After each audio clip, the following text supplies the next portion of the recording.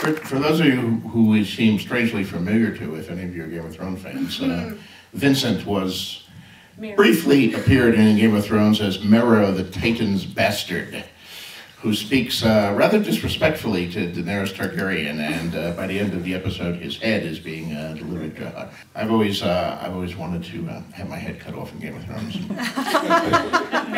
and then, yes, then they would, I would want to keep my severed head. We were going to do that the first season, but then we found out how much those severed heads cost. So instead, we just, we had Sean Bean's head. That was cool. We had one of those made, but then we just contacted the prop department and we got a box of severed heads. Which was used heads. I don't know who had made them, but they were used. And it got us in big trouble because one of the severed heads was George Bush's severed head. And we put it there and nobody noticed. It only appears for a fraction of a second. In Game of Thrones. In Game of Thrones. There's the scene where Sansa is made to look at her father's head by Joffrey.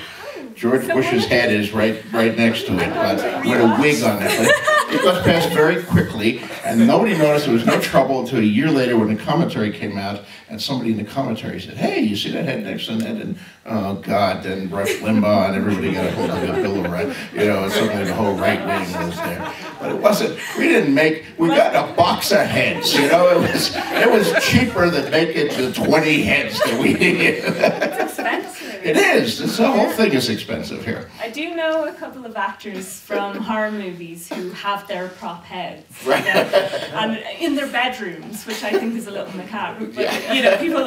I have the cardboard cut out of Princess Grace, but it's in my attic, so just not that narcissistic. I roll it out for dinner parties and such.